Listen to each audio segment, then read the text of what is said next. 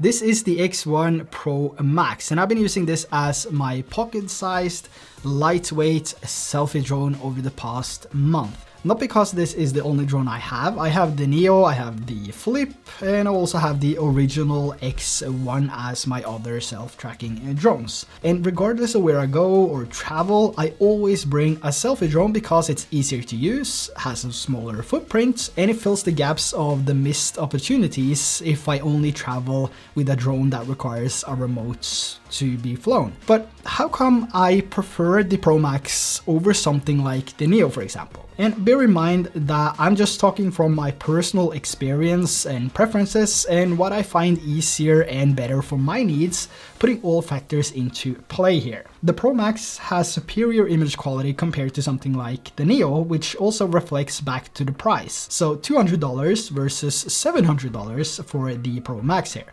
But of course, the Neo is more versatile in terms of flight options.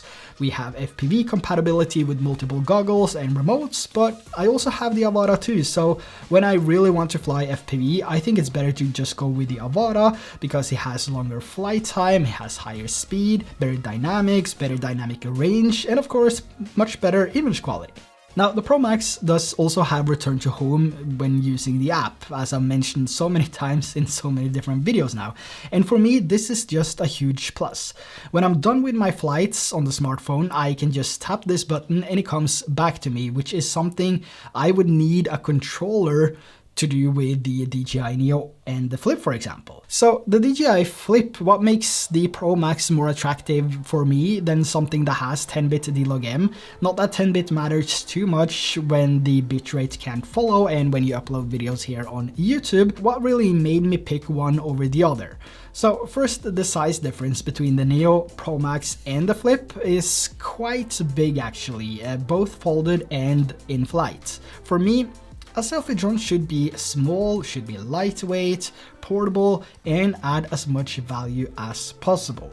But don't get me wrong, I love the DJI Flip and I will still continue using the DJI Flip every now and then, but it also feels like I'm better off just taking the Mini 4 Pro instead of the DJI Flip because they have somewhat the same form factor when they're folded and in flight. So carrying those two, it doesn't really make a huge difference. And the Mini 4 Pro also has tracking. And also the added RC2 remote, which is compatible with the Mini 4 Pro and the Flip, is something that I carry around anyway, so the footprint when I'm traveling between the Mini 4 Pro and the Flip will still be the same anyway.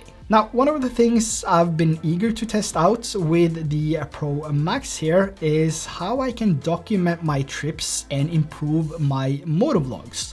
Since I'm currently riding an RC bike, there's not much room to mount a controller safely, so a selfie drone would be my first and most convenient choice. So I recently got the beacon here as well for the X1 Pro Max, and what I really like about this is that it's so small, so convenient to use, and it doesn't take up that much space on the motorcycle as well, and this really makes it easier to see and keep track of the drone when I use it on a motorcycle. So I went out to test this with the DJI Flip and also the Pro Max here to see which of the two I would use during the summer here when I get my new bike as well, to see, you know, which one is more convenient to use, which has the best tracking abilities when using a motorcycle.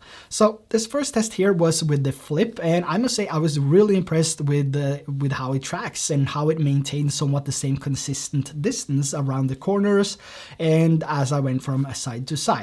However, I feel like it's cutting a little bit too much of the lower part of the bike here, and even if it's set too far, I still think the tracking is a little bit close.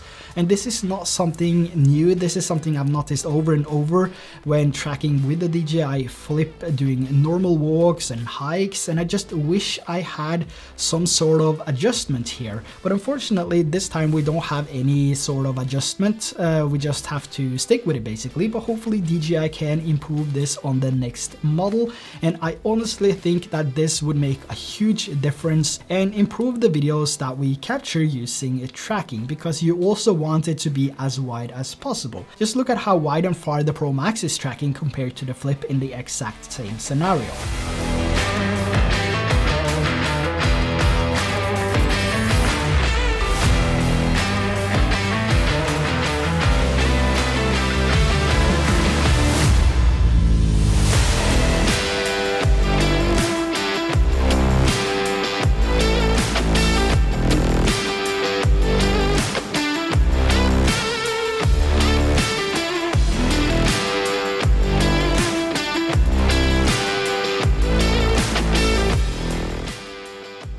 thing is also side tracking, which you only have on the Pro Max here. So the flip only has direction track, which is tracking from the front, and follow, which is tracking from the rear.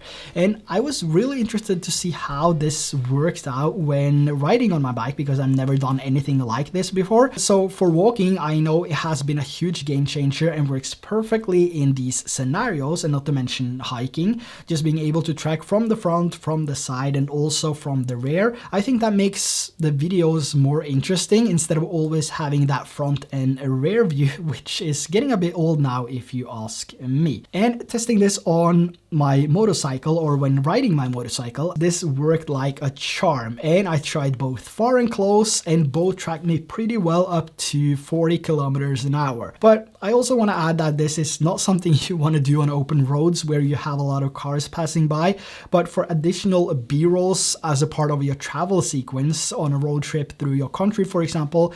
And this is where I think the Pro Max is better than these other drones. It's small, it's lightweight, it has a very useful beacon here, which I also use to track down my drone when it hits one of the branches, which was pretty convenient to use. And when I realized I could do this, finding it was pretty easy. Now the beacon does also have a screen here, so you get a live preview of what the drone sees, which makes it easier to keep track of the drone. But of course you can also use your smartphone, and you can connect your smartphone to the beacon here. Just assemble it together like this, and you can use this as your dedicated remote controller if you want to fly with your smartphone, and that will give you more range. And you will also have access to the scroll wheel here for some camera tilt, and you also have a function button here that you can customize.